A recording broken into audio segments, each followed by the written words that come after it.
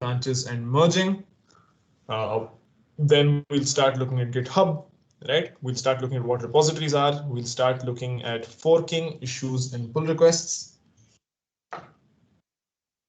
Just give me a second, guys. I just want to see if the meeting is being recorded yet. All right, it's recording. Cool. So, yeah, all right. My apologies. So after this, we'll be looking into the contribution process, and we'll give you guys a small taste of what your contribution tomorrow at Hacknight will look like, or what process you'll be following. Okay. So why Git and GitHub? Firstly, let's talk about what Git and GitHub are. Git and GitHub are industry standard version control tools. You'll see a slightly more formal definition a tad bit later about what this is, right? So we'll look at why we're doing Git and GitHub. Git and GitHub are essentially the tools you'll use as part of your everyday life as a software developer. And even if you aren't, if you're doing a whole bunch of other related domains, you will be using Git and GitHub a fair amount. It's widely used by large companies as well. So Google, Amazon, Facebook, Microsoft, all these large companies use Git and GitHub, which means we have access to the same process that they follow when they handle distributed software development. And almost all software development nowadays has become distributed. Because of events we can't really explicitly afford to recount. But yeah, you can use it anywhere. You can use it maybe to do your college group project with your friends, right?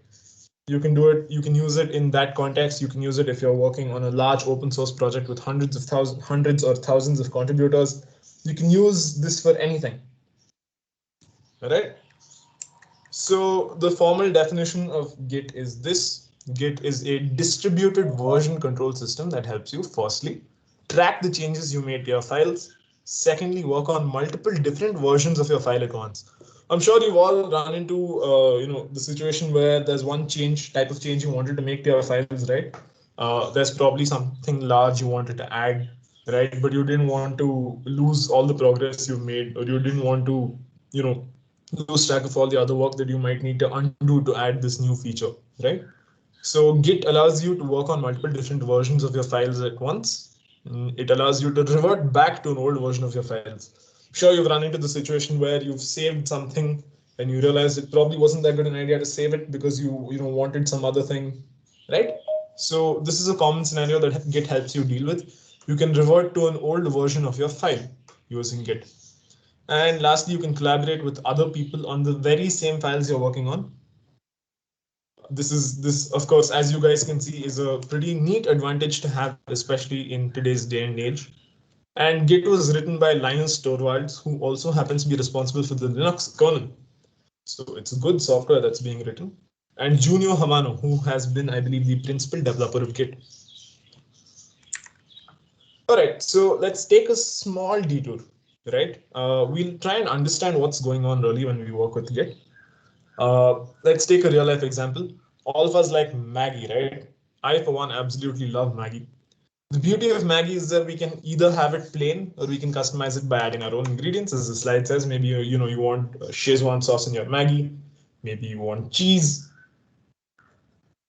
maybe you want sriracha sauce, maybe you want to add milk instead of water, maybe there are 500 different variations you can make, right? So let's say, given that we're engineering students and we're all kind of inventive in that sense, we decide that we want a process to keep track of what the ultimate Maggie recipe is, right? So as the slide says, in the quest for the ultimate Maggie recipe, you begin to keep track of all the recipes you try out. It'll be kind of silly if you just wrote it down everywhere, right? So if you have like a very disorderly, unorganized collection of papers that you can't really easily search through, or you can't track at what point of time you use which recipe, it's kind of silly, right? So you come up with a small process to help manage this. To do this, you take the help of a logbook and a rough piece of paper. If you understand better through emojis, here's the rough paper, here's the logbook, here's the recipe, and here's you, preferably, hopefully, after eating your Maggie. A logbook is just a book which you can use to record the date and time of something happening, as I'm sure you guys are familiar, right? We'll have a couple of base assumptions that we deal with when we talk about our process of keeping track of the ultimate Maggie recipe. The first thing we'll do is we shall consider a recipe to be a collection of ingredients. I'm sure you guys will agree that this makes sense, right? So Maggi is the noodles themselves, the taste maker, the water, any butter you want to add, any milk, any cheese. So we'll consider a recipe to be a collection of ingredients. Secondly, we shall consider each and every change you make to your recipe to be either an addition, deletion, or a modification of your ingredients, right? So let's say you added 300 grams of cheese to your Maggi recipe, right? Or you deleted some of the taste maker, or you modified the amount of water that's being put in, right? So you add every change that you make to your recipe is either an addition, deletion, or a modification in terms of your ingredients, right? Maybe you change the cooking time, right? In that sense, we consider that to be an ingredient too. But in the loose theoretical sense of it, every change you make is considered an addition, deletion, or modification of your ingredients, right? And where does the logbook come in? Well, the logbook comes in by keeping track of the changes we make to our recipe, right? So let's say you start off with plain Maggi first, right? You can say your first version is your plain Maggi, but you've added 300 grams of cheese, which is a lot, but still anything for the taste, right? So the first version is your old Maggi with 300 grams of cheese. Let's say your second version is your previous Maggi recipe, but with maybe 20 grams of butter instead. I'm just giving you an example of the type of changes you can consider while you look at, making Maggi and making it taste the best way it can. So the logbook just tracks versions by keeping track of the changes you make to the recipe over time. And of course, when you're working on a recipe, right, when you're in that creative mood where you're adding in a pinch of salt, you're tasting it, you're adding some more, you're tasting it again, all that good stuff. When you're done fiddling with your recipe on the rough paper, right, because you don't want to commit to a specific version of the recipe until you've perfected the taste. So when you're done fiddling with the recipe on the rough paper, you can write it down in the logbook. Because this is what most of us would do. If we have a permanent record, we want to rough it out once before we write it down and make it permanent. So once we're done fiddling with the recipe on the rough paper, we write it down in the logbook.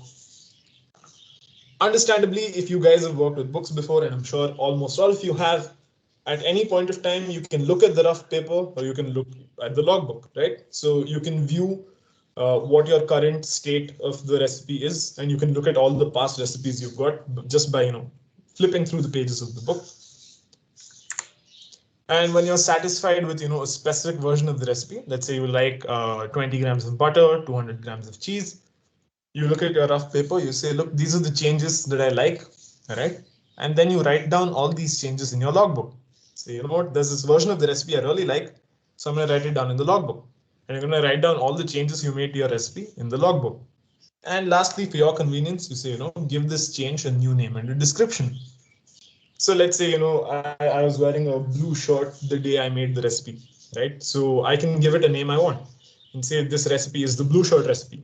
And I can give it a slight description as well. I can say, this recipe has more cheese. It tastes very well. It tastes very nice. It goes very well with Thumbs Up or Sprite, or any drink of my choice, right? In short, to summarize, the process is something like this. Whenever you're satisfied with a version of the recipe, you take a look at what changes you've made. You write down all these changes in the permanent record, and for your convenience, you give this change a new name and a description. Now, this should make sense to everyone here. A version is a sum of the changes, right? Any addition can be subtracted. When you want to undo an addition, you do a subtraction. When you want to undo a subtraction, you do an addition. And when you want to undo a modification, you just put it back to its old state, right? So any version is a sum of the changes. So we can get back to the previous state just by undoing these changes, right? I hope this makes sense. I hope this, everyone's with me right here at this point. If you aren't, feel free to text on Discord. Someone will, resolve your doubts. But yeah, and we've got this base concept should be very clear by this point. A version is just a sum of the changes we've made. So we can get back to the previous state by undoing these changes, right? So let's say your third iteration of the Maggie recipe involves you adding 500 grams of butter, which is a lot. But if you wanted to go back to your second version from your third version, you can just subtract 500 grams of butter. Simple enough, right? So this is what your logbook might look like, for example, right? So we've got the first version of Maggie that I made, where I very foolishly said plain Maggie is the best. Say in the second version, I added some butter and I thought it tasted really good, right? But then I matured. And as time passed, I realized that adding cheese was probably an excellent idea, right? So now we've got butter and cheese in our Maggie. Then, someone told me to try Tabasco sauce. I said, you know what, we should probably do that. So I experimented and I realized I really like the Tabasco sauce, right? So here's a new version where I said, we should appreciate the Tabasco sauce some more. Then, someone dared me, telling me that, oh, you can't handle more Tabasco sauce. Haha. So on that note, I experimented with more Tabasco sauce. I really liked it, right? So I decided to put that new version down in the logbook. These are all different versions of the same recipe, right? So this is how your logbook looks essentially. And lastly, right, I kind of realized that, maybe that was too much Tabasco sauce. So I wanted to go back and change the amount of Tabasco sauce that was there. Fair enough? All right. So let's say that you want to make a major change to your recipe, right? Let's say you want to cook your Maggie with milk instead of butter. There's a whole bunch of things you'll need to modify to accommodate for that, right? Or let's say your friend wants to make a major change to the recipe, right? Let's say your friend says, you know what, your way of tracking how you like Maggie is very nice. I want to emulate that process myself. So your friend says, you know what, let me also try this. Cool. So the lovely thing about Git is, like I mentioned, we can have multiple versions of the recipe at once, but we're talking about our logbook here, right? So how do we solve this problem? What we'll do is, to allow multiple versions of the logbook to exist at once, we shall make a Xerox copy of the logbook. Fair enough. We can make changes simultaneously on both versions of the logbook. Just because your friend took a Xerox copy does not mean that you need to stop working on your present recipe of Maggie. Your friend can work on it on their own, and you can do it yourself on your own, independently of each other. You don't have to worry about the changes they're making. They don't have to worry about the changes you're making. Ultimately, you can combine both these versions of the logbook to get all your changes in one place. Given that every change we make is just a addition, deletion, or a subtraction of the different types of ingredients that we have, right? You can obviously combine these two different changes to make one new change that's born of the combination of these two different types of changes. If a visual aid helps you a little more, this is probably what it'll look like. Till here is my naive, foolish experimentation with Tabasco, right? I like plain Maggie, then butter, then the cheese, then the Tabasco, then the dare my friend gave me to add more Tabasco. Then there's me realizing I had too much Tabasco sauce, right? At this point, I said, you know what? Maybe this will taste nice with garam masala. So I Xerox copied the logbook from here on, right? And then, given that it's a major change, right? So I Xerox copied the logbook from here on. I added some garam masala to see how it would taste with that Indian flavor of garam masala. And then while I was experimenting with the garam masala, I made some changes to my original recipe. I said maybe some oregano will taste really good, and I was right, it did. So I added that new version of the recipe to my logbook, right? Whereas this copy of the logbook got its own amount of changes going, right? So I added some garam masala here. I reduced the salt in my new Xerox copy of the logbook. Let's say I gave it a name called the masala test, right? And finally, when I was satisfied with this, right, and I said, you know what, maybe a garam masala component is lovely. Let's add it back to the main recipe. So I combined these two versions of the logbook to give me a new state of the logbook, where it now has both garam masala and oregano, and a slightly lesser amount of salt. And after that, let's say I decided that some coriander was really nice, so I put some on top. And there's another change that I've decided I like, called the final touches. Congratulations, you now know how Git works. At this point of time, you might be wondering what the hell I'm talking about, right? Because I never mentioned a single technical term while I was talking about this. But in essence, you do really know how Git works, and I'll tell you why in just a second. If you've got got any doubts, please feel free to ask them on Discord. Someone will help you out with them. But otherwise, let's move on. So you now know how Git works. Let's try and relate our example to the technical terms used in Git, right? So our logbook is what's known in Git speak as a Git repository, right? Our recipe can be any arbitrary collection of files. So now, does it make sense when I say that any change to the recipe is just an addition, deletion, or a modification of the file? It does, right? So a recipe is just any collection of files. Our rough paper is what's known in Git speak as a staging area. And when we decided that we liked a specific version of the recipe, we said we were going to commit to it, and we have. So in Git speak, a specific version of your recipe or a specific state of your repository is known as a commit. Your Xerox copy of the logbook is known as a branch, right? And combining both these versions is known as merging. So you would have spotted this a while back if you were looking at, if you were paying attention to the slides that were there. And you would have noticed that the word branch was used pretty frequently there in the graphic too. And you've got merging as well, right? Where you saw both those branches were combining. Cool. So this is just to give you an example of what the terms that we've used in our example so far are, and what the technical terms of those things are. Moving on. So you remember how I showed you guys some common operations that you can do with your logbook? So at any point of time, you can look at the rough paper. The command for that is git status. You can look at the current state of your code. You can see what changes you've made, just scribbled down at the moment. And the command for that is git status. You can look at the logbook to see all the previous changes you made, right? The command for that is git log. Now, when you're satisfied with a specific version of the recipe, you can look at the rough paper to see the changes you've made. The command for this is git status, like you've seen here before. You can write down all these changes in your logbook, right, with the command git add -a, and you can give this change a new name and a description. It's git commit -m followed by a commit message, right? This might not make too much sense right now, but when we get to the demo bit, trust me, it'll start making a lot of sense, okay? Lastly, you want to allow multiple versions to exist at once. Here's the git command to make a quote-unquote Xerox copy of the logbook. We use git checkout -b followed by the branch name, right? Making changes simultaneously on both versions of the logbook follows the same process here. You use git status, you use git add and git commit to make these changes final. And ultimately, combining both these versions of the logbook to get all your changes in one place is we use the command git merge to combine both these changes. And we'll show you examples of how to use them. But before we do that, let's go to GitHub, right? GitHub is what's essentially a social network of Git repositories.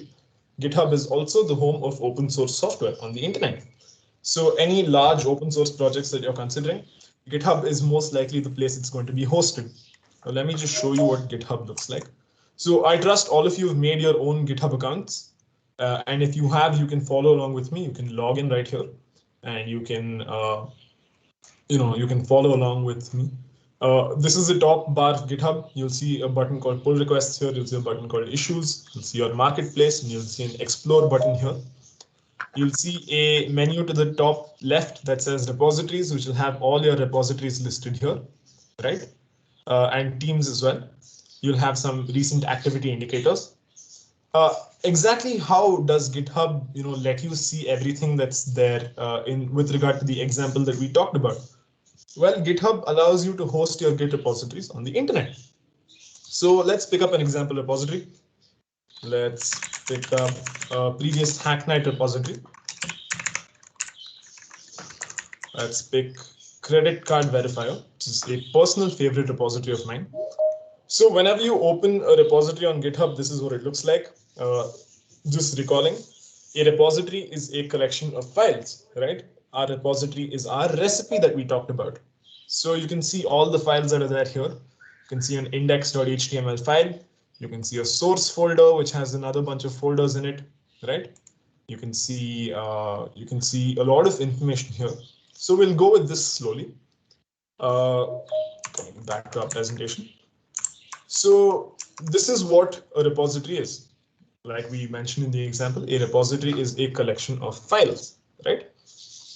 So you can see all the files here. You can see a .gitignore file, which is used to tell Git on your machine which files it shouldn't add when you're doing your updates and your commits, right? There's a code of conduct file. There's a contributing file. There's a license. There's a README file, which contains all the information you see here, right? And there's an index.html file. What we want to first look at is you know how I told you, you can see all the previous versions of your code that are there. So Git does this in a really smart way, and we won't exactly dive into the internals of how Git does this. But if you click on commits, right, you can see all the previous versions of the repository at different points of time, right?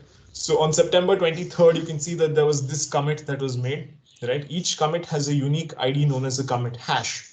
A hash is it's a really long random number that's guaranteed to be unique. And there's a whole bunch of mathematical and academic literature on how hashes can be generated, but we're not going to dive into that. All you need to know is that a hash is a really long. Each specific repository that you see, which means each commit that you make gets its own unique hash. So it can be identified as opposed to other commits. So you can see all these different versions of the repository here, and GitHub also allows you to browse the repository at this point in history, right? So we can see that a commit, we'll click on this commit here, where Srijan's updated the README file. Remember how I told you every single change that you make in a Git repository is just an addition, deletion, or a modification? GitHub follows the exact same model by showing you exactly what these additions, deletions, and modifications are. You can do this through Git on the command line as well, but the graphical interface here makes it slightly easier for us to understand. So in red, right, you can see with the minus here, you can see this line was deleted, and instead of that, this line was added. You can see the changes that have been made to the repository at each point of time, right? You can see that this line was deleted and this line was added as well. And the rest of the file has been relatively unchanged.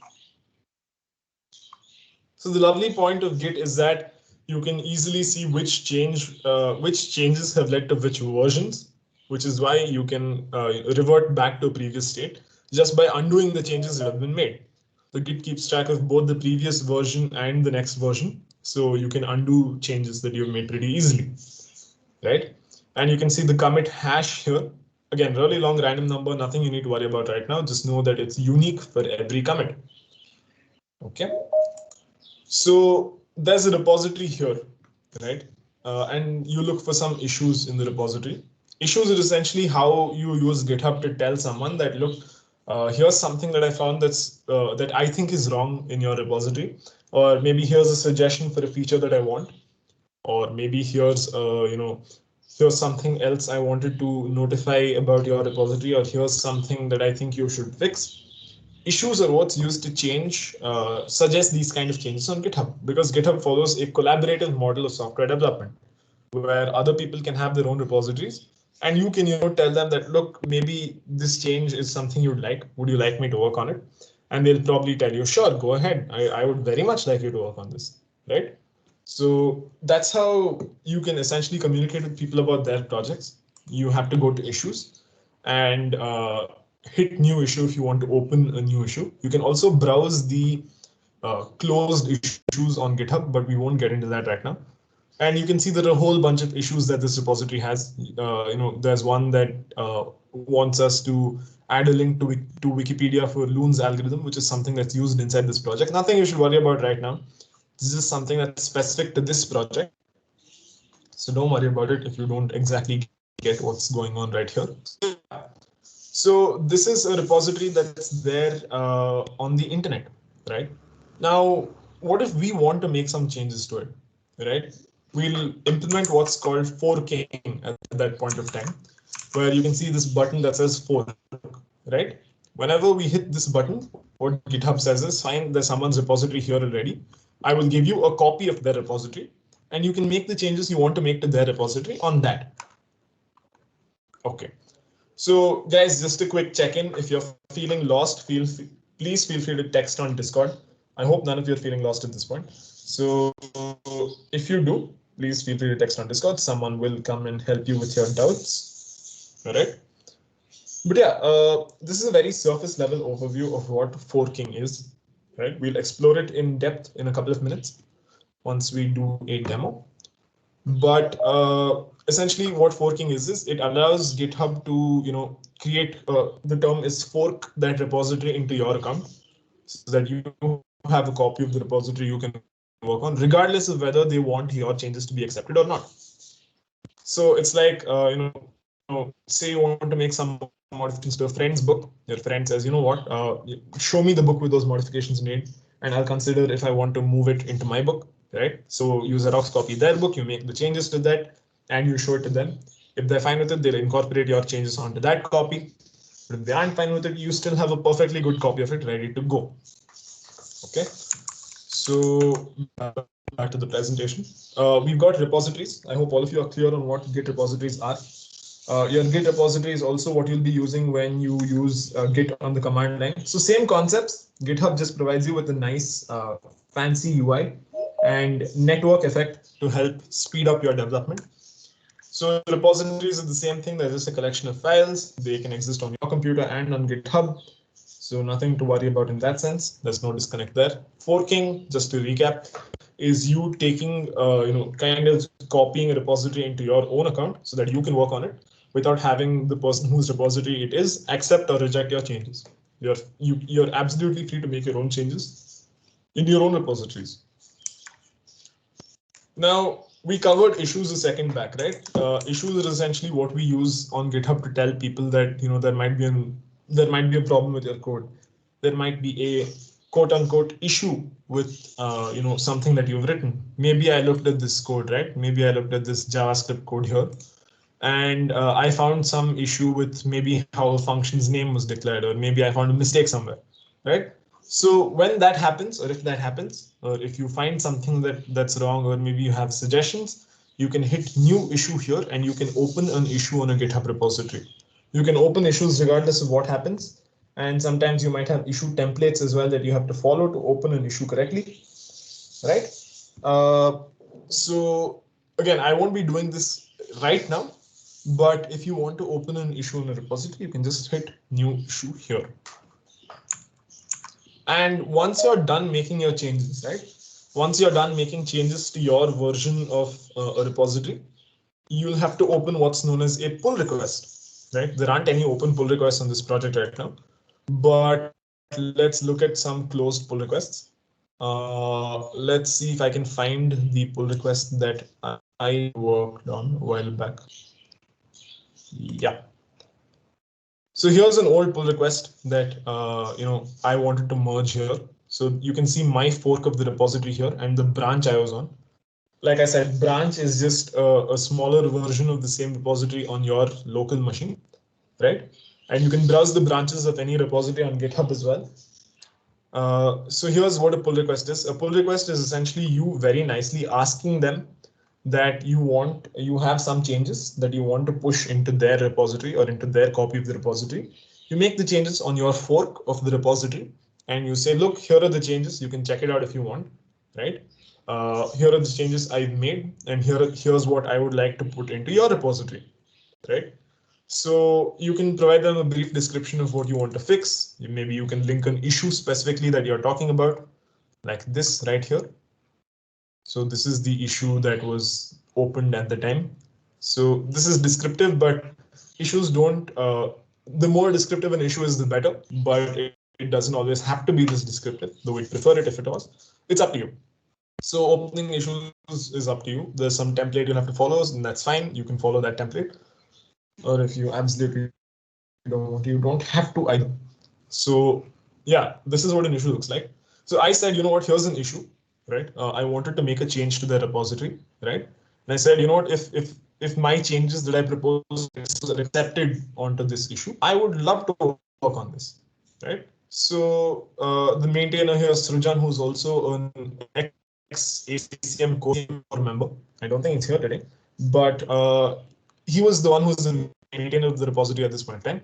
He said, you know what, we'll give you some bounty points to bring up a great suggestion, which you can expect to happen here as well.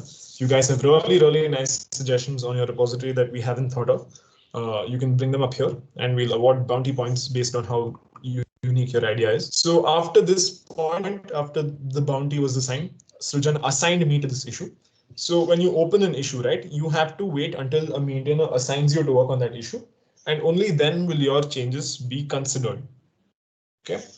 So there's a commit that I added to my fork of the repository. Commit, just to recap, is a specific version of the code. It's a specific point in time that your code existed in some state in. Okay, so I added a commit to my fork of the repository here at Anirudh Rowjee /credit card verifier that references this issue. And we can see this commit if you want, right? We can click on this link to show that commit. So we'll do that. We'll go here, right? Here's the commit, the specific commit. You can see that the commit has a hash, right? I added, like I said, you can give a commit any name you want, and you can give it any additional information, like we mentioned in the logbook example. So GitHub is now showing me all the changes that I'd made.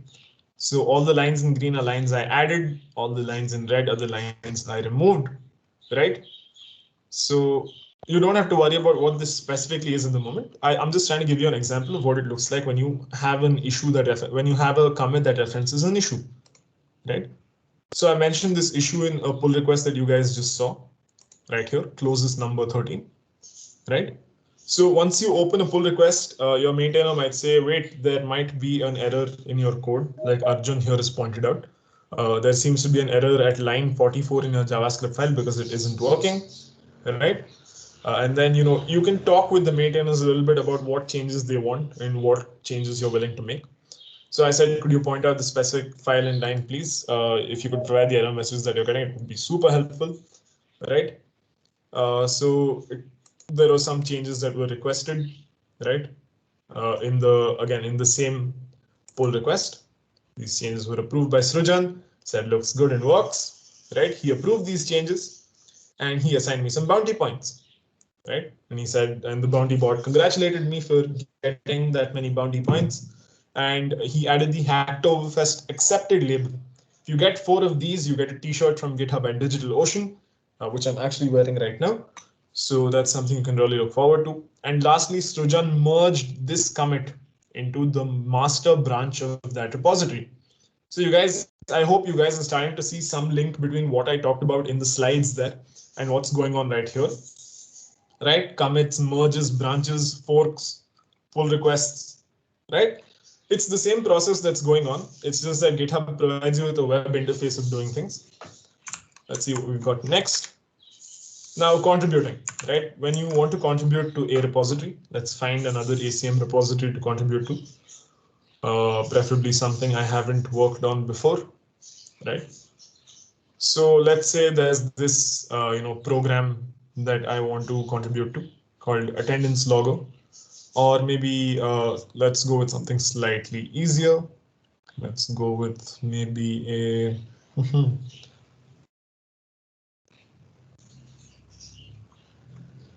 let's go with attendance verifier. You don't exactly have to worry about what the code is or what changes are being made. Just know that you'll have repositories that that will meet your skill level. So you can definitely look at making changes the way you wish to, right? So let's say you find a repository that's really nice, right? And you decide you want to work on it. Let's say you like the code changes that you like the issues that they have. So you check out all the issues. And by the way, on GitHub, you can check out the branches of code that exist as well. So you can see that there are 4 branches here. You can see there's a maps branch, which is slightly different. GitHub will tell you it's 1 commit ahead and 11 commits behind the main branch, right?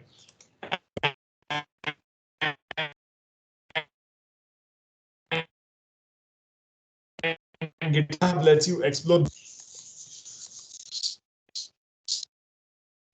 So we'll go to the main, and let's say you really like this repository, right? So let's say there's some issue that you let's say that you want to add a menu to the program, right? So let's say I like this issue. Okay. You want to read the issue first. You want to see what the menu says. So when the program's done, a menu should be visible. The following options should be displayed, log attendance, view attendance, reset, up to, again, all you'll find different types of issues. Most should suit your skill level. And if you don't, you can feel free to open an issue of your own. Right. So, all right, let's say I like this issue. The first thing I'm going to do is I'm going to leave a comment. I'm going to say, hi, can I please work on this issue? Thanks.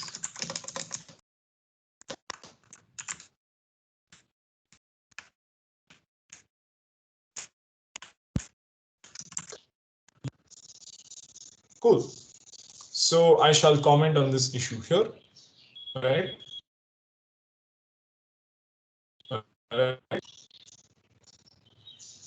And I don't think Sujan's here right now, so I don't think he can assign this issue to me. But let's just assume that this issue has been assigned to you, right? So what now? So you found a repository you liked, okay? You found an issue that you wanted to contribute to, and you think, you know what, I can do this, right? So let's go. It's a beginner-friendly repository. What we'll do is we'll hit code here, and you see this SSH URL. Do not pick the HTTPS URL because that's just going to cause a whole bunch of trouble. Click on SSH, and you can follow along with me for any repository you want to, right? Yeah, so feel free to follow along. The first thing I'm going to do at this point is that I'm going to fork this repository into my own account. Because regardless of whether Sujan accepts or does not accept the changes we make, we still need a place for our changes to live on the cloud or in GitHub, right? Apart from my local computer, so he can check those changes anytime he wants. So the first thing I'm going to do is I'm going to fork this repository. And you can fork it to your own account, which is what I'm going to do. And you can see whenever you fork a repository, it says here's attendance logger under my account. It's been forked from acm/attendance logger, right? You can feel free to do this for any repo you want to. You don't exactly have to do it for just this one, but for demo purposes, I shall be doing this. So once you've reached your fork, right, and GitHub should directly drop you to this page with your fork.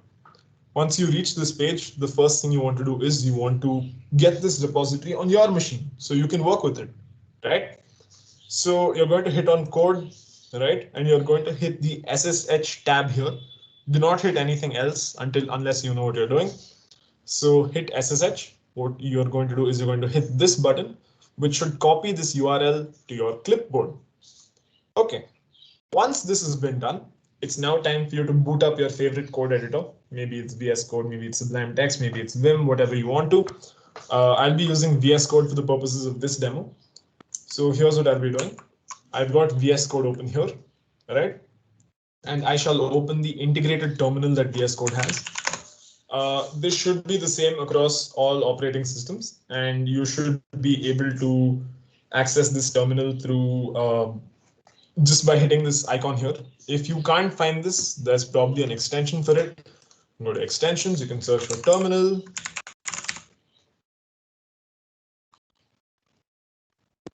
Right. Searching. So there's an extension here that's terminal, not terminal tabs. Terminal, right? This is an extension that you can install if you haven't already got installed. Very handy. It'll just drop a small terminal here. If you don't use VS Code, your Git Bash should be a good idea, or you should be able to access Git Bash directly through this terminal as well if you're on Windows. If you're running into any issues with that, please feel free to text on Discord because it's a kind of important step so that you should have access to your terminal so you can get started with the actual hands-on bit. Okay, so now that you have your terminal open, I want to go to VS Code. I have an empty folder here. So you can use whatever folder you want to create to do this portion of the demo. But I'll be using an empty folder here. Let's say I want to create a separate folder for all my Go programs. So I make a folder called Go programs, right? I open this, and inside this, I'll go here. I'll close the terminal. Go here, and I'll say open an integrated terminal. Or you can also, if you're fine navigating directories through the terminal, you can do that too, right? Point being, just get into this folder. So the command here is cd go programs. CD stands for change directory. It shouldn't be too different through Windows either. but I'd suggest you use the graphical file explorer that your IDE or your editor provides for maximum ease and convenience. Either way, now that we're in the folder that we want to do, the first thing we want to do is we want to get this Git repository from GitHub onto our machine. So the command for that, the command that we'll be following is git clone. I hope everyone can see the terminal clearly. I hope everything is visible. So what we'll do is we'll do git clone and we'll paste the URL of the repository that we want here, right? Now that we've got this URL, all we do is we hit enter. It says cloning into attendance logger, and it should ask you for your SSH passphrase, right? Once that's, you should have had this set up before the workshop started. And if not, you can go ahead and do that right now. If you're running into issues with it, please feel free to text on Discord. Someone will help you resolve your issues. Okay. So we've got this, and we'll enter our password right now. So I'll enter my password. Feel free to enter yours. You can enter mine too, but it'll be wrong. So yeah, it says cloning into attendance logger. Enter the passphrase key. There's a bunch of information here that you don't need to bother about right now. It's just Git internals telling you how it's got the file somewhere else, how it's got the file from some other Git repository on the internet, and how it's got it onto your local machine. So open your Explorer. You should find this folder here for any repository you want. And you can see that there are a whole bunch of files, right? So there's a .github folder, which has issue templates. There's a .gitignore file, which, like I said, tells you which files we're telling Git to ignore. So there are maybe some files we don't want Git to keep track of. So we use the .gitignore file here, right? There's a code of conduct markdown file. There's a license. There's our Go program, which is main.go. And there's a README file, right? So again, this is the point of time where you make your changes. So you can make any changes you want. But before we make our changes, what we want to do is, now that we've got our fork, we want to switch to a new branch. Why? It's very good practice to switch to a new branch before we make our changes to our version of the code. So once we switch to a new branch, we can keep pushing our changes to that branch. So it's easier for them to handle the merging process as well. So the command for this is git checkout -b, followed by a new branch name, which we shall find here.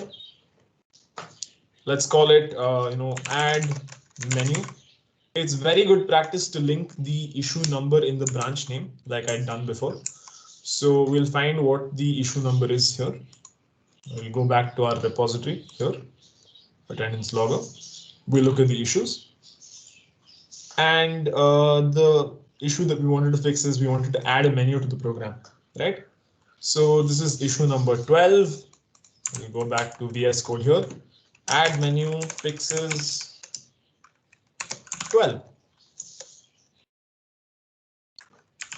All right, so it says not a Git repository anywhere, which is good, which is true, because we haven't changed directories into our attendance logger folder yet. So even through your shell, just do cd followed by the name of the repository you cloned, or the name of the program that you cloned into, the folder right here. You'll see the folder is attendance logger, right? It should be the name of the repository that you cloned. So just type cd, which stands for change directory. It tells our terminal that we need to change directories into that folder. So we shall go into that folder. And depending on how your computer is set up, your shell will usually tell you, will give you a slightly cute description of which branch you're on. This is something that can be configured, and nothing you should worry about if you haven't got it right now. It's just an enhancement to make your command line life slightly easier. Not a strict necessity. Again, I'm just pointing it out. This is something that's there, right? So it says attendance logger on main via this version of Go. Nothing you should worry about right now. So let's try and recall some of the commands that we've seen before, right? Because here's a real live Git repository in our hands, right? So the command that we decided was, the command that we learned. Let's go back to the slides. The command that we learned to look at the rough paper at any point of time is Git Status. Git Status is a lovely command to frequently use. So let's do this. Let's type in Git Status. And we see a bunch of information from Git telling us that you're on the main branch, right? Your branch is up to date with origin/main, which means that our branch has isn't forward or behind the main branch of the repository online, right? And it says there's nothing to commit. Your working tree is clean. This is not something you should worry about right now, but you should know that Git Status is an excellent command to frequently use to check out what's going on in the Git repository. Inside the repository, there are all these different files. You can see there's a, like I mentioned before, there's a main.go file, which is just code. You can see it here, right? It's just a bunch of Go code. Nothing you should worry about right now, especially if you don't understand what's going on. Just know that it's some code that's there, right? We'll open our terminal back up again, and you can see the same output that we had, right? We can see on branch main, your branch is up to date with origin/main, which is good news. And it says there's nothing to commit, which means the working tree is clean. Lovely. So the first thing we wanted to do is we wanted to switch to a new branch, right? Or if you also want to look at the previous commits that were made on GitHub, how you do it is you go to the repository page, you hit commits here, right? And you can see all the different commits and their commit messages along with their commit hashes. Through the Git command line interface, you need to hit Git log to show you all the different commits, right? So you see the first commit here, the most recent commit is this long number which says, update git ignore. Let's just confirm that it's the same thing on GitHub. You can see update git ignore. And if you want to copy the first 7 digits, AFC2FF0, you can see that it's the same here as well, AFC2FF0. So it's really the same thing that GitHub shows you. As I said, it's slightly easier to look at it through GitHub, right? And you can navigate through this log on your own. You can see detailed commit descriptions. You can see who the author of each commit is, or who the author of each specific version of the repository is, right? And you can see the date and time that the commit was made on, along with the time zone. And for this specific commit, you can see that it's a merge commit where it's merged 2 branches. Merging, like we talked about, is just combining 2 different versions of the repository at once, right? We'll hit Q to close this. So Git log provides us with a really nice descriptive output of the state of all the commits in the Git repository. Once again, guys, if you feel like you aren't up to speed, or if you feel like you have any doubts, please feel free to ask on Discord. We want you guys to understand what's going on here, and we want you guys to know, we want you guys to have a clear idea and a clear picture in your head of what's going on. Okay, so lovely. We've got we've got git log here, the command, right? So here are the commands we want to use to make changes to the repository. But the first thing we'll do is we shall switch to a new branch, right? So what are the commands for that? Making a Xerox copy, quote unquote, of the logbook, a git checkout -b branch name. So let's follow that. We have the command right here, right?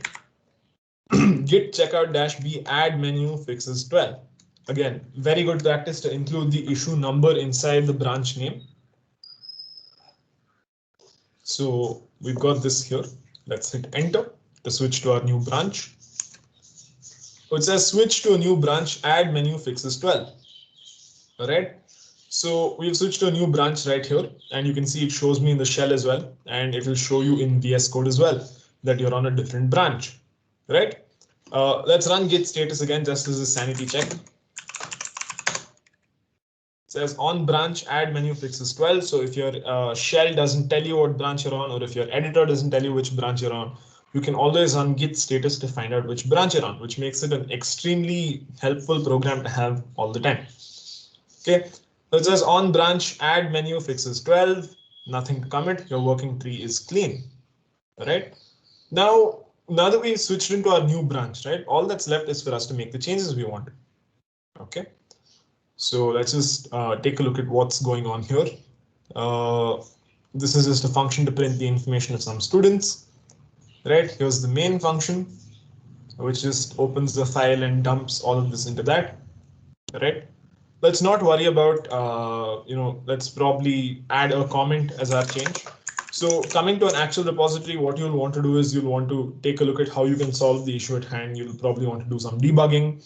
You'll probably want to, change some documentation. You'll probably want to fix an issue somewhere, right? All I'm going to do is I'm going to print welcome to, the attendance logger. So let's do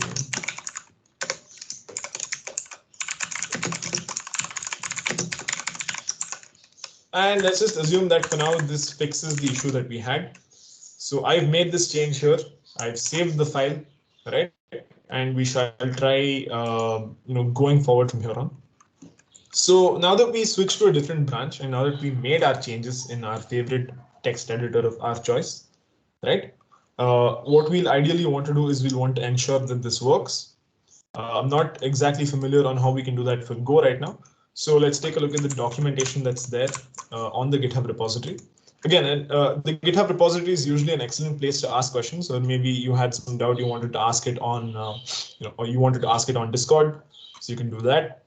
So under how to run, it says make sure you have Go installed, clone and navigate to this repository, which we've already done using git clone, right? Enter go run main.go. So sure, let's copy this. Let's come to our terminal here, or our shell or our git bash, whatever we're comfortable with. Let's paste this, let's run it, and you can see that my change has been reflected. It says welcome to attendance logger, right? So I'll enter my name here, 1 CSE. Cool. So the program's done working now, right? So if we want to, we can take a look at what new files have been generated. There's an attendance file that got generated here. Again, nothing you need to worry about understanding right now. This is just an example program. You don't have to worry about understanding this right now at all. So the principle applies the same, right? Regardless of what you've done. Cool. So we've made some changes here to our fork of the repository. We've pulled it down to our machine and we've cloned the repository, right? We've cloned it and we've made some changes to it on a new branch. We made a new branch called add menu fixes issue 12. We made some changes to it. We made some changes to the program here, right? And we've run it once to verify that the program works. What now, right? Now that we have a decently suitable version of our repository that we want to propose to the maintainers that look, I've made some changes. Maybe they rectify this issue. Let me know what you think. Right? So now that we've done this, let's go back to our presentation. What are the steps to handle our changes that we've made? So the first thing we'll do is we look at the rough paper to see the changes that we made. So let's run git status here. Again, very useful command, right? So git status says run branch add menu fixes 12, and we have some changes that are not staged for commit. Git's actually pretty helpful because it tells us what to do explicitly as well. So it says use git add to update what changes will be committed, right? And once that's done, you can use git commit to add all the files there and commit those changes in the same way, right? So now that we've got this, let's follow the steps here, or let's follow the steps in the slide. We want to write down all changes from our rough book into our logbook. So we'll do git add -a. And we have no output, which in, when it comes to Git, usually no output is a good sign. So let's run git status again. Right, so you can see that there's a slightly different output this time. It says there are changes that are not staged for commit, right? You can use git add to update what file will be committed. So we're telling Git explicitly with git add that we care about this file and we want Git to keep track of it, right? So now Git knows that we've modified this file, right? And if we were to commit our changes at this point, these are all the changes that will be committed. So every time you make a change, it's good practice to do git add, especially if you want to commit it, right? So we've got our git status output here, different from this one because we added the file to Git. So now Git's tracking this file, right? It says git status on branch add menu fixes 12. Here are the changes we want to commit. We've got it's telling us that we modified the main.go file. The next command at this point is that we want to give this change a new name and a description. We want to, codify this change. We want to immortalize this change in that repository. Do git commit. Just type in git commit -m I made, let's say added simple main menu, which is an over exaggeration because all we did was add a line that says welcome to attendance logger. But for the purposes of this, let's just say it counts, right? Now, before you run this step, right, you might have to set your username and email in Git right before you commit, so that your Git software on your local machine knows who you are with respect to GitHub, right? If I'm not wrong, the command for that is a git config --set. If someone from core could send that out in the chats everywhere, I think that'll be really helpful. So git config, or let's just Google it. Do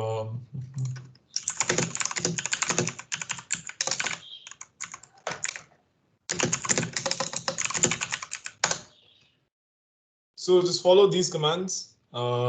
Use git config --global. Right, let me just type these out. Git config --global user.name followed by your username or your name in general. Right, so this website is probably a pretty good place to look at. It says git config --global user.name, your first name and last name, and git config --global user.email, my name _exam, your email ID that you use to create your GitHub account. Just get this done. And once you're done with that, right, I'll do it right here. So it's Anirudh Rowjee, that's my name. You don't have to do this every time. This is just a purely one-time thing. So it's not something you'll have to worry about doing every single time. If it's the first time you're using Git, you'll probably need to do this.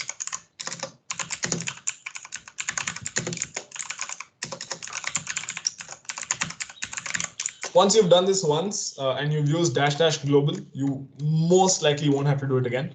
So don't worry too much about it. So now that that's done, we can follow the steps we need to commit this change to our logbooks. We say git commit -m and we provide a message, right? Git commit -m. I've added a simple menu. This is our commit message. Now we hit enter. Probably haven't closed the quote there. So let's check git. So I want to see if this commits happened or not, right? So let's do git log. And the last commit, as you can see, is still by Srujan. So our commit hasn't worked, which is why git log and git status are extremely useful commands to use multiple times. So let's write this command again. Let's do git commit -m. I added a simple menu, right? Lovely. So what you've essentially just done is you've taken some changes you've made and you've immortalized them in your Git repository, right? So now it says in add menu fixes 12, it's giving you a brand shiny new commit hash for your new version of the software that you're working on, whatever repository you're working on, right? It says I added a simple menu, right? And Git also knows how many files you've changed and what changes there are. So like I said, every change is just addition, deletion, or modification. So Git's telling you that there's one file changed and there are 3 insertions in that file. So we added a couple of new lines, maybe something else. So cool. So we've got a brand new commit in our Git repository now. Let's just run git log again to see if our commit's been recorded. Git log. Lovely. You can now see the main commit here with our brand new commit hash is committed by me as you entered your author information. It's telling me that I've made this commit at this point of time specifically, right? And that I added a simple menu. Great. So we've got a shiny new commit that we've made on our machine. Now all that's left to do is for us to push this commit up to GitHub, right? So how are we going to do this? Let's look at what the command for that is.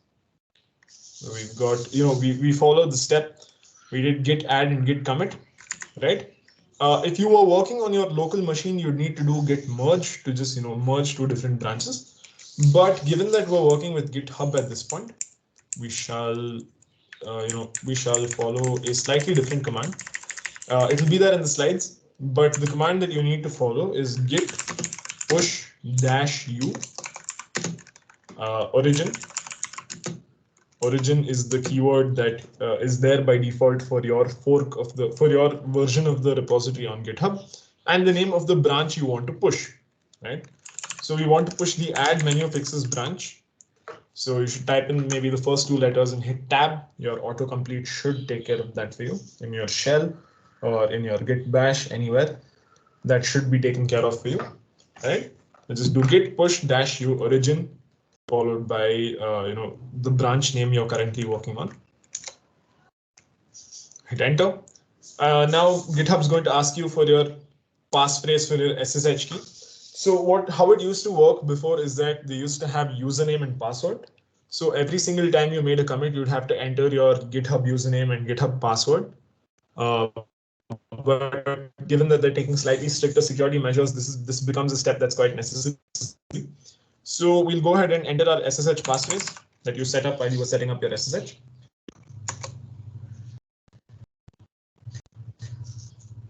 And now that we've done this, we can see a whole bunch of outputs. So we'll take a second to slowly explore what exactly is happening here.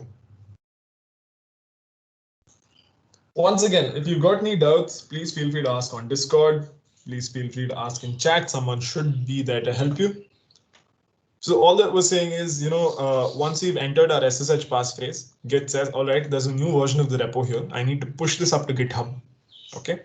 So it says we'll just count how much is there. We'll compress the code right here. Once that's done, we'll write these objects to the network, right? And now we're hearing back from the remote repository on GitHub, which exactly copies all of this, right? So as resolving deltas, it just looks to see if the changes you've made are suitable changes that don't violate how Git works. Most of your changes should be. In the event that there are some changes that Git doesn't like, it'll result in what's called a merge conflict, which is not something you should be scared about. They're relatively easy to resolve, but most people do get scared of them. So it's not an issue. It's not as big an issue as some people might make it out to be. You just need to be a tad bit careful, right? So now the remote says you can create a pull request for this. Lovely. So it says we've added the branch with the same name, set up to track the remote branch from origin. Let us go back to our GitHub page, right? We can check out our fork of attendance logger. And once you've made a push to your fork of the repository, right? GitHub will usually notify you. It'll say, look, your fork and this branch on your fork had recent pushes less than a minute ago, right? So it'll ask you if you want to make a pull request. And a pull request is just a very nice way of asking someone on GitHub if they're fine with accepting your changes. Pull requests are also what you'll be using throughout the duration of Hacknight. So issues and pull requests are really important in that sense. So we'll say, yes, we want to compare and pull request. We hit this, right? And then it brings us up to a menu. It says it looks like this is your first time opening a pull request in this project. Be sure to review the code of conduct. We shall do that later. And there's a simple template that's been provided, right, to us. So it's a brief description of the fix. We can say that, let's just close this. We can say we added a simple menu. Detailed description including steps taken. I added a format.println call to say welcome. All right, and sometimes they'll ask you for a linked issue, right? So this closes issue number 12. Add a menu to the program, right? So in GitHub, if you type a hash, it knows you're referencing an issue number or a pull request. So you can just hit #12, right? And you say allow edits by maintainers. Once again, it's showing you all the changes we've made, right? So there's this one line that we added, and it'll show you, the other deletions of the modifications as well. So now that we've made this change, right, and you've made any change you want to the repository and you like that you've made these changes, you think it's a good working version of the repository, you hit create pull request. And now you can see when you open pull requests, when you open the pull request tab right here, right, under this repository, you'll see your pull request show up.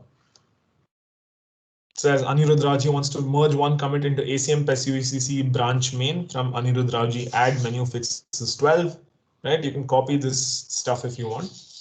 But here's the conversation about it. GitHub says, sure, your branches can be merged automatically. There's no issue with that. You can see all the commits that a pull request has, just the history of that repository. You can see this commit here showing up, right? And once this is done, right, your maintainer will usually get back to you, right? And they'll tell you, look, maybe you should make these changes here, or maybe you should make that change there. And once you make those changes, right, they will merge your pull request if it's all good. And if you get 4 Hacktoberfest accepted merged pull requests, you should qualify for those nice goodies that DigitalOcean sends out usually. So this, in essence, is what your Hacknight contribution process looks like. All right. So we've used almost all the commands that we've covered here, and I hope you guys can see that there's some connection between the commands that we covered here and what goes on under the scenes. Once your pull request gets merged, GitHub internally runs this command to copy that branch that you merged from there into the main branch to merge the branch from your fork into the main branch in the repo you wanted to merge your changes into. So internally inside GitHub, this is exactly what runs. This command is used to merge these 2 different versions of the code at once. And I think we've covered everything here. Contributing, right? Upstream origin, nothing you need to worry about at the moment, but we've also showed you how you can contribute at this point. There's a slide demo segment where we explore command line Git a tad bit more. So we'll give you guys a small 5-minute break now. You can take a couple of minutes to yourself, try out something. If you had issues, if you weren't able to follow along, text on Discord, you can try it out. We'll take a small, tiny 5-minute break, after which we'll come back for the command line segment of the repository. Cool. I hope to see some of you guys in chat. If you've got doubts, please feel free to ask.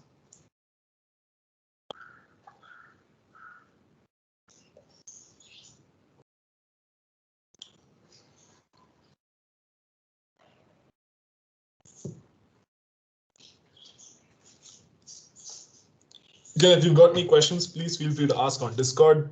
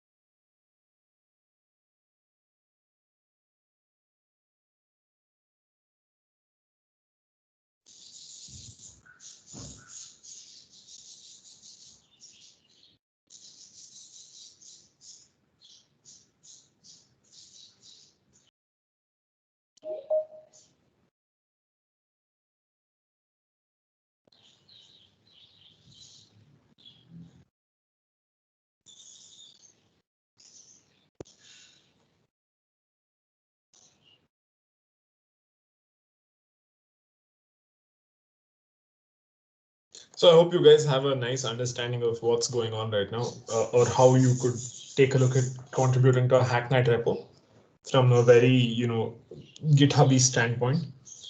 GitHub's very helpful in that sense because it allows you to simplify a lot of things that you'd otherwise have to manually, laboriously do with Git. But knowing how to use Git in itself is also pretty important. It's a skill that will take you very far, and it will make managing your distributed work very easy. Again, if you've got any doubts, please feel free to ask on Discord. We've got people to help you answering those doubts.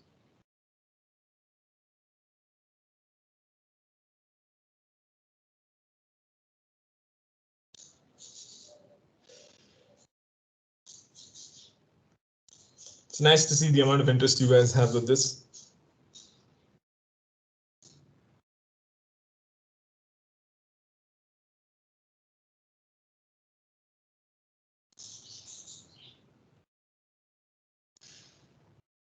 And yeah, if you're unable to open Git Bash through VS Code, in the terminal, right, in the terminal extension, there should be a small plus Right next to that plus, there should be a drop down arrow that will allow you to select Git Bash. So that should probably help your issues.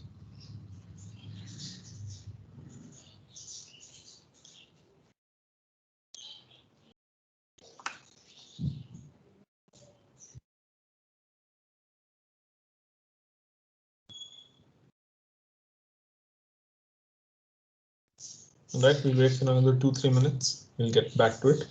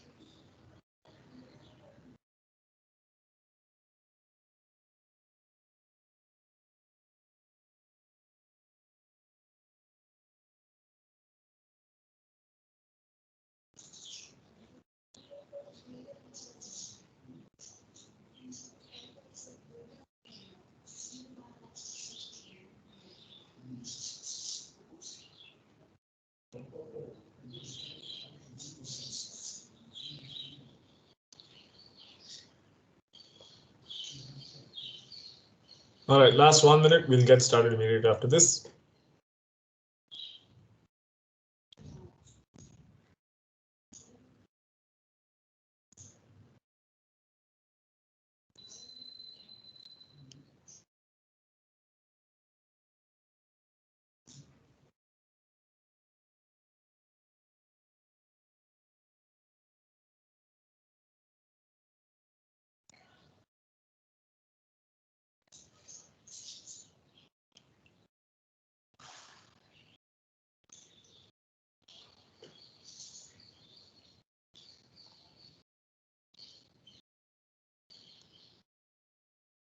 All right, lovely. Let's get back to it. I hope you guys had a nice break.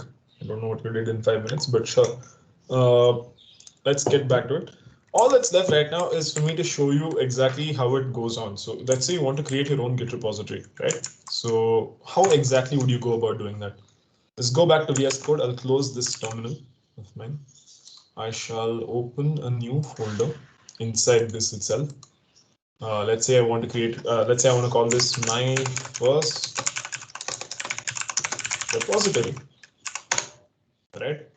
Let's close this.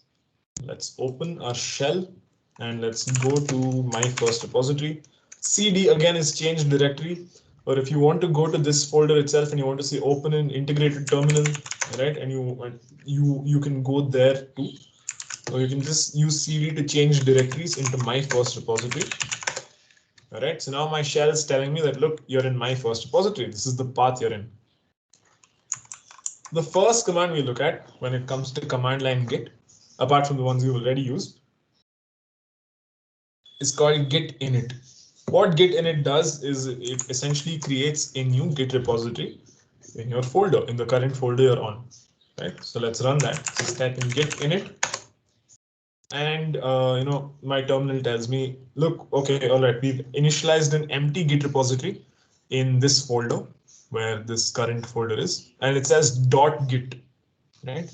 So if we go here, we go to my first repository. Visual Studio Code isn't showing it to me right now, but there is a .git folder. So if you're friendly with the command line, you can use ls-la to look at the .git folder here. Right? We most probably won't be able to access it through this file explorer, but it isn't an issue. You don't have to bother yourself with what's inside the folder. Just know that after we did git init, VS Code will tell you that, sorry. So yeah, don't worry too much about this right now. Just know that we're in this folder with my first repository, right? And we're in the main branch here under my first repository. What we'll do at this point of time is we shall add a new file. We'll go right here in VS Code, we'll right click, it's a new file. Let's call it aboutme.txt. All right. So now we've got a blank file in our new repository, right? Type in whatever you want. Say, hi, I'm Anirudh.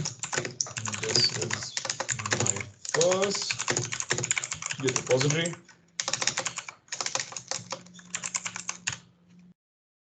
Here's a blank text file. Nothing special. We just added some lines about ourselves. I like filtered coffee. Right? So you can add any line, anything you want about yourself. Go ahead and save the file, hit Control S, or however it is you save your file. All right. This file should be visible in your file explorer now. Should say aboutme.txt, right? So, all right, let's do this. How do we know what the current status of our Git repository is? There was a command that we explored. So if someone wants to answer on chat as to what that command was to check the status of our Git repository, again, it's in the name, so it's up to you. You don't have to initialize an empty Git repository if you don't want to. This is just to show you how it happens. All right. So if someone in any chat can tell me what the command is to initialize or what the command is to check the status of our Git repository. Anyone?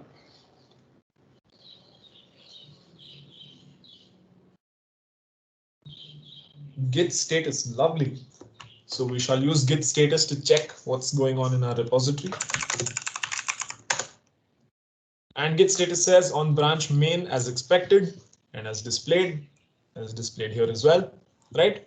There are no commits yet, and there are untracked files. So Git says, look, there's a file here that I don't know about, that I'm not going to keep track of unless you explicitly add it, right? So let's do that. Can someone tell me what the command is to add a file to Git, or to add all files to Git? What was the command we used? Someone in chat, if you want to. Discord or Teams, anywhere is fine. Git add star is close. Git add star is actually very close. And there it is. We've got git add -a. Lovely. Let's do that. Git add -a. No output, which is generally good news. But if you'll notice, there are some changes that happened here inside our file explorer. Git add -a. We've done that. Now we once again want to check, is Git really tracking our file? So let's run Git status again. No perms for team chat, that's fine. So just text underscore. Git status. All right. On branch main, it says no commits yet. All right. There are changes to be committed though, and I'm keeping track of them. And the new file is aboutme.txt. So now we've added this file. We've told Git to keep track of this file. We want to commit this version of our recipe back into the repository. So what is the command for a Git commit? Someone in chat, let me know.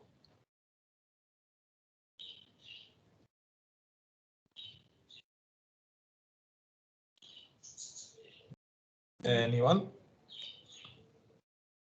The command to create a Git commit. Lovely. Git commit -m. Yeah, with the message in quotes. So let's do that. Git commit -m. This is my first commit. All right. And Git says, good job. You created your first commit. You're on main. Git says this is the root commit for that branch or for that repository. It's given us a nice, neat little commit hash, right? And we have the commit message here. Now we want to see if this commit's actually gotten registered. So what's the command we can use to check out all the commits in a Git repository? Waiting for chat to just light up again. What is the command to use? Look at all the commits in a Git repository. Git log. Lovely. Let's do that. Git log. And Git log shows me that this is my first commit. You can see the commit hash and you can check manually yourself. You can verify the commit hash. You can match it. Right. So it's up to you. Great. Now we've got one commit. For the sake of fun, let's modify this file some more.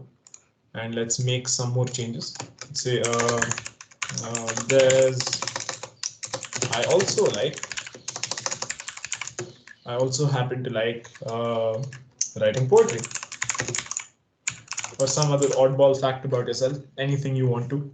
It's really up to you. This is just for demonstration purposes to show that this is how we can create a Git repository and this is how we can work on it. So let's do that. I also like writing poetry, and I like the Gundam series. Not relevant. The contents of this file are not relevant right now. Just that there's something about you, right? So you can do this and save your file. Okay, and you can go back to your shell. So now we want to check if the changes. Git knows that we've made some changes to our file. I want chat to tell me what the next command is, just to ensure that Git knows I've made those changes. So chat, lead me on.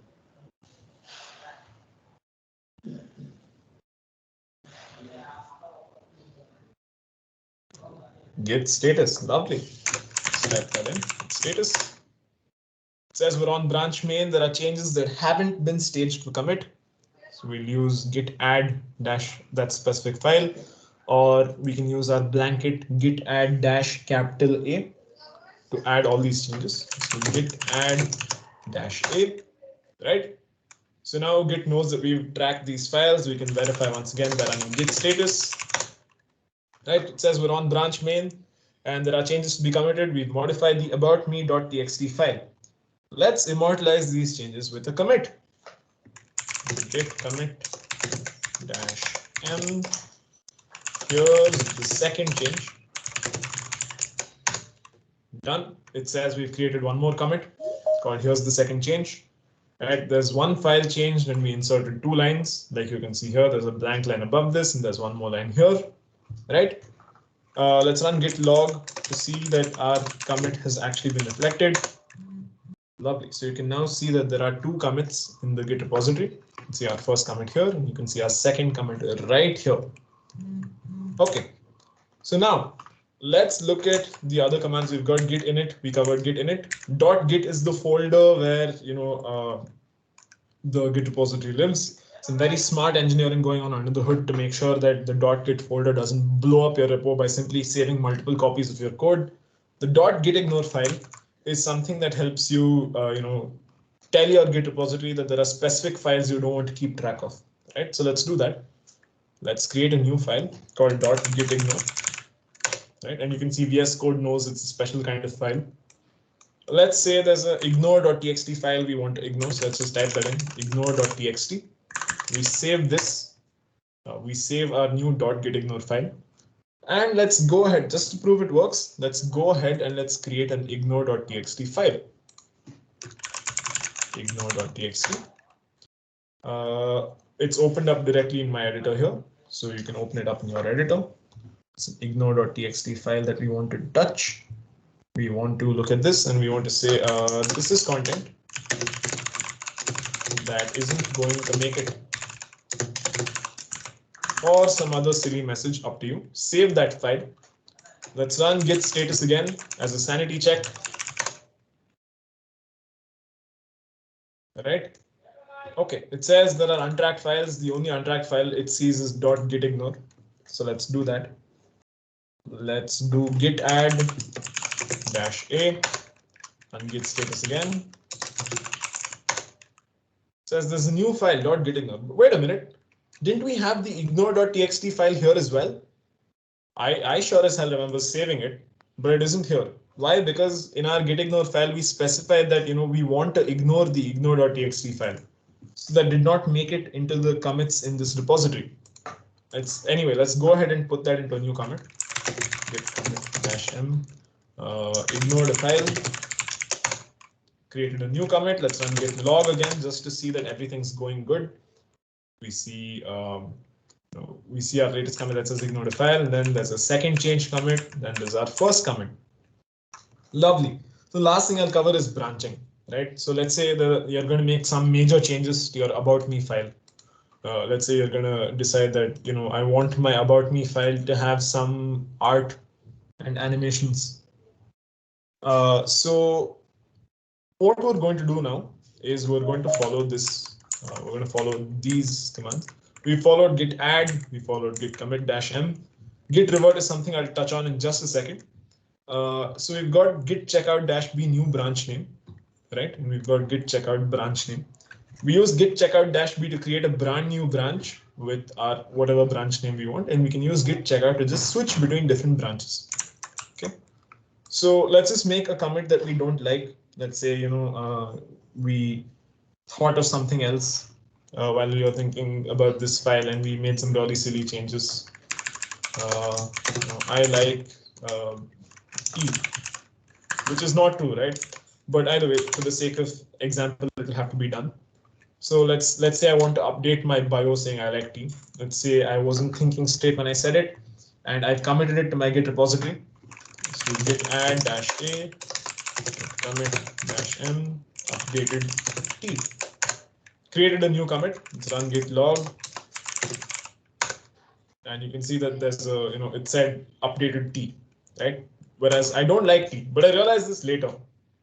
So now I want to undo this commit, right? I want to go back to the state in my Git repository where there was no T in this file because I don't like T, right? So let's say I want to get rid of this commit. How do I do that? How do I revert back to a previous version of my files? Or how do I revert back to a previous state of the code? The command for that is git revert, and we yank the commit log, or we copy the commit log, or the first 7 letters should be fine. So whichever commit we want to revert, we want to remove that. So let's just say we want to remove this absolute latest commit, db7 d8 db. We'll copy this, right? Let's do git revert, paste this commit hash, right? And it's opened up a small editor for me. It's asking me why I want to revert this. You usually don't have to type anything else. This is Neogun. It's my default editor, so it's just open it up here. Otherwise, it'll open it up in VS Code or something, whatever. So just save this file, and you can see that Git automatically creates another commit, and you can see that the files changed, right? It says I like filter coffee again. So we've restored our state back to a previously desired state that we wanted. So we've come here, and it says git revert created another commit. It's a revert commit that, it reverted the commit that we've made at this point. Let's do git log again just to see what's going on. There's a commit here, our latest commit, a commit we didn't know about. Let me just increase this here. Git log, right? The first commit is a commit that says revert updated T, right? It says this reverts the commit db7d8 db, whereas you can see the latest commit that we didn't like was called db7d8 db. So this has essentially undone all the changes that we made. And if you explore the diff, right, if you explore what specific steps Git has taken to make these changes, you'll simply find that it's made additions, deletions, and deletions, additions. So that's all it's done, right? There's nothing special going on under the hood. It's just like how we talked about every change is just an addition, deletion, or modification. Git has taken advantage of that to undo all the changes that we've made in that commit. And it's just registered that as a new commit. Right. So now that we've done this, let's say we want to make a major change. And as the last bit, let's cover creating a branch and merging it. So let's say we want to make a major change and we're preparing ourselves for that. Can chat tell me what the command is to create a new branch in Git?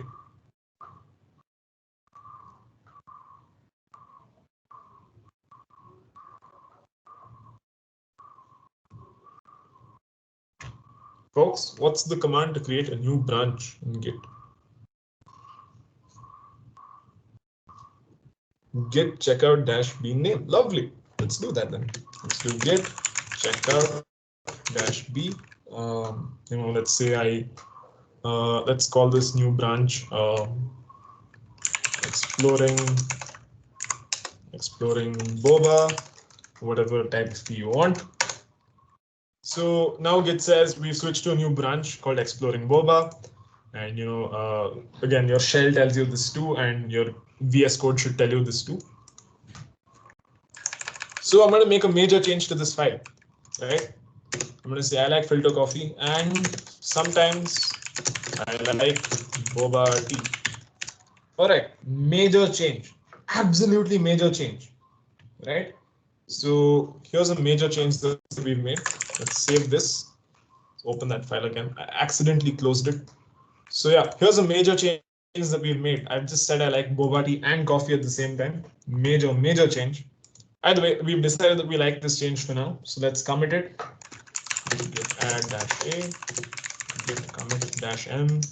We decided I like boba. Here's one commit. Let's say I had a slightly adventurous day. I also decided that along with these changes, I like, let's say I discovered I like another famous anime, right? Or like I just really decided that I really like anime. So I decided to add some lines about it. I also occasionally watch other anime, right? So again, major changes, one commit done. Let's create our second commit in our branch. Again, git add -a, git commit -m. I also like other anime, right? Cool. So this is done. We now have two commits in our new branch, and let's run git log just to see that we have two commits in our new branch, right? So it says the branch main's gone till here, and we've got the head of the exploring boba branch where I've made two commits, right? Let's close this for now. All right, so now we have a branch with changes, right? So let's say you made this branch, or your friend made this branch on their fork of GitHub, of your GitHub repository, right? Branches can arise through multiple situations. It's up to you guys and how you decide to work with Git and GitHub as to how your changes will come about. But yeah, so you have a branch with some changes made to the file now, right? So let's switch back to the main branch. Can someone in chat tell me what the command to switch to a branch is without creating a new one?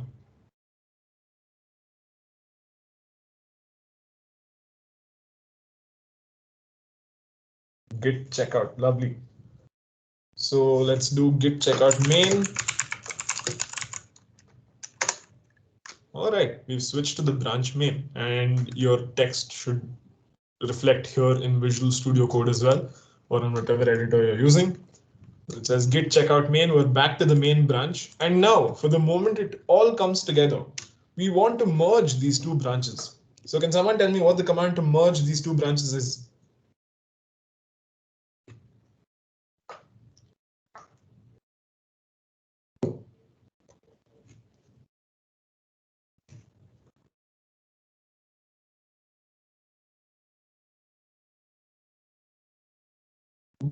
Git merge source destination. Harsh Somnivasi has got it right. So let's do that. Let's do git merge our source branch. The branch we want to merge out of is we want to merge the branch exploring boba, right? And we want to merge it into main. Okay, fingers crossed. Let's hope it all goes well. Lovely. So we've got our two branches merged at this point. Oh no, I'm sorry I butchered your name. It's Harsh, right? Harsh Somanchi. Yeah. So, all right. So we've run git merge to merge these two branches into one, like you guys saw in that animation, in that graphic here, right? So this is essentially all we've done. We've got a bunch of commits in our first initial branch, right? We've got a bunch of commits made in our new branch that we changed. And this is lastly the merge commit. So we'll go back there and we shall look at this commit. So it says updating these two commit hashes. Fast forward is the algorithm that Git used under the hood to merge these two branches, right? And it says about me.txt is the one file that's affected. as 1 line deleted and 4 lines added. Again, playing back to the entire every change is an addition, deletion, or modification. 1 file change, 3 insertions, 1 deletion. And if we look at the about me.txt file again, you can see that all the changes that I've made have been reflected back in the main branch. Okay, so now we're on the main branch, right? All the changes that we made have been reflected here. Cool, let's run git status. Status says on branch main, nothing to commit, working tree clean because we just merged. Let's do git log. We can see that these two branches have combined at this point to form the head of the new branch, of the main branch again, right? So it points to the merged commit of main in exploring boba. You can see all the commits that we made in the branch have come here. I also like other enemy. I decided I like boba. And here's the last commit of our main branch, which was updated t. So we've got our branches merged here. So for fun, let's add another commit. Let's say I want another line here. I'm having fun conducting this workshop, right? So I've added this line. Let's save this file. Lastly, someone walk me through the steps of adding a file and committing it.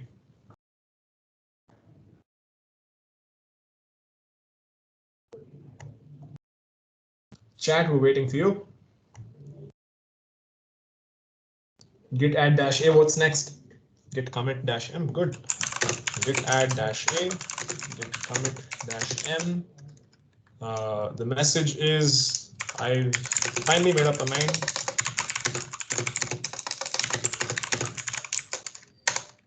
Cool. So we finally made up our mind. We have a final commit. We can run git log once again to see all the changes that are there. It says the branch exploring boba ended here. Now we're in the main branch where the head commit is our latest commit that we made right here. So now what we want to do is, lastly, just for fun, we want to throw this repository back onto GitHub. So go back to GitHub, right?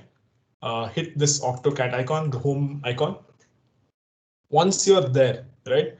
What I want you to do is I want you to hit new. Now follow along these steps very carefully because I want you to know exactly what you're doing. So what you're doing is you're creating a new Git repository of your own on your own account, right? You want to select no template, right? So don't select any template. This should be no template right here. Create a provide the repository name. I'll call this Hacknight Git Workshop. Hacknight Git Workshop test, something, anything you want. It's up to you. Provide any repository name you want. There's an optional description that you can provide. Let's say this is the repository I used to conduct the workshop.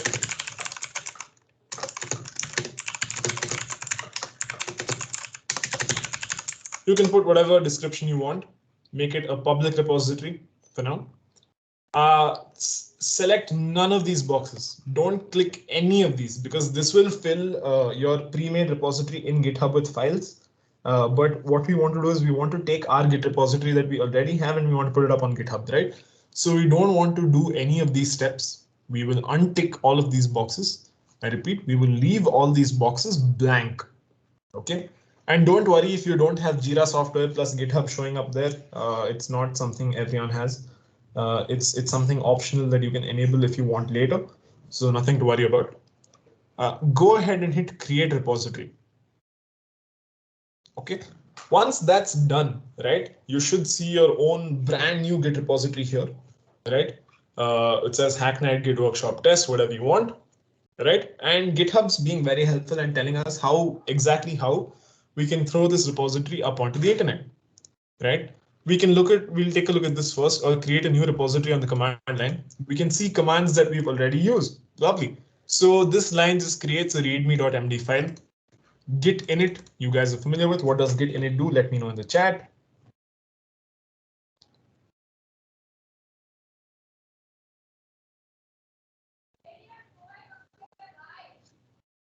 Git init initializes an empty repo. Lovely. Git add. What does git add do?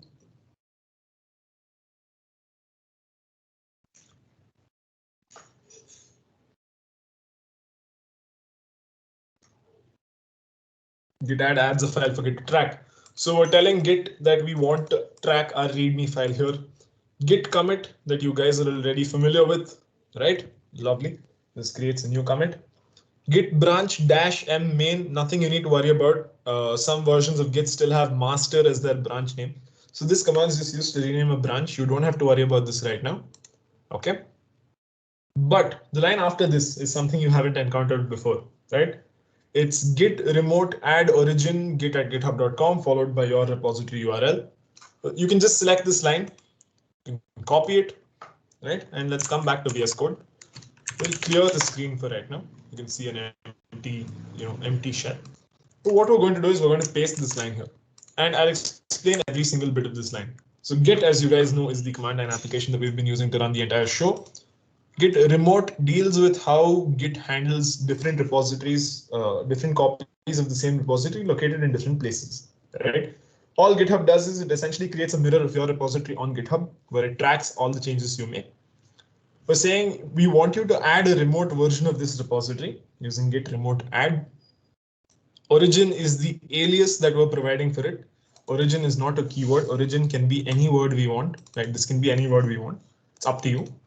So pick that, leave it as origin right now because it's convention, right? Git at github.com. This is your URL that you should copy paste. Warning, do not use an HTTPS URL here. Please use either an SSH or a git at github.com/URL here because you don't want to deal with the HTTP errors. All you'll need to do is you'll need to create another origin with the correct URL. So don't bother with that. Just go directly to GitHub, mindlessly copy paste this line and come here. Once this is done, we hit enter. There is no output, which is a good sign. We can run Git status again. There's on branch main, nothing to commit, working tree clean. And now the moment you've all been waiting for, what we're going to do at this point is we are going to take this repository and we're going to throw it up to GitHub. So what we're going to do is we're going to go here.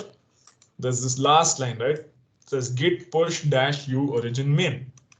Copy. Paste. So we're telling Git that we want you to push all these changes as our user to the alias, to the remote repository that we've aliased with origin, and we want you to push the main branch to it. Okay, so let's run this. At this point of time, it'll ask you for your SSH key again, your password, which you should just enter. Do that. There's a bunch of log stuff here from Git about what's going on under the hood. You're enumerating objects, you're counting how many objects you have, you're using delta compression, which is that underlying algorithm, a whole bunch of information about exactly how it's taking these files to get ready to throw them up onto GitHub, right? It says to github.com/Anirudh Rowjee /hacknight git workshop test.git. It says branch main has been set up to track remote branch main from origin. Now let's go back to GitHub and let's refresh the page. Lovely. So you can see a .gitignore file and you can see the file you've added here, right? You can see that we've got 8 commits throughout the history of this repository, and you should be able to see all of this on your repository too. If you aren't, please text on Discord.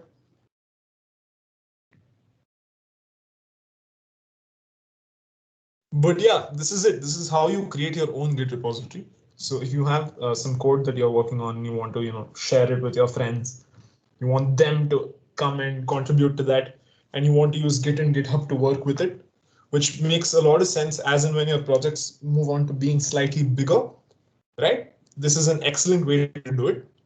So this about wraps up the GitHub portion of the workshop. So now you're familiar with both Git and GitHub.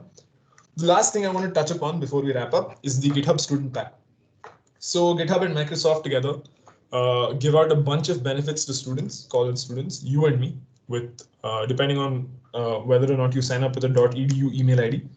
So you can go to your GitHub account and you can add your .edu email ID that college provides you to this. So you can avail a bunch of benefits that GitHub provides students. Like they'll provide you with your own domain name. They'll provide you with a whole bunch of other nice goodies, free subscriptions to otherwise paid versions of software, right? So there are a whole bunch of benefits that come with the GitHub student pack that we just have to tell you about because most people miss out on it. because they don't know about it, but hopefully you guys will be able to avail it. And that brings us to a close. So thank you guys so much for attending this workshop. We hope we've made it, conducive enough for you guys to follow along at home and be able to understand what's going on here. All right. Yeah. So thank you guys for coming. Just before we wrap up, I shall show you guys there's something we wanted to show you guys for a while. So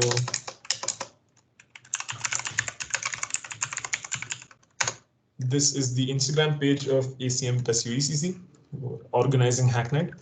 And here's some news for you guys. This is the speaker for our, this is who will be handling the speaker session tomorrow. Git workshop at tomorrow's workshop. So I think Chaitanya will take over right now. Chaitanya will take over right now to tell you guys about Mr. Manish Sharma. Yes. Hi guys. So tomorrow we will be having a speaker session at 5 p.m.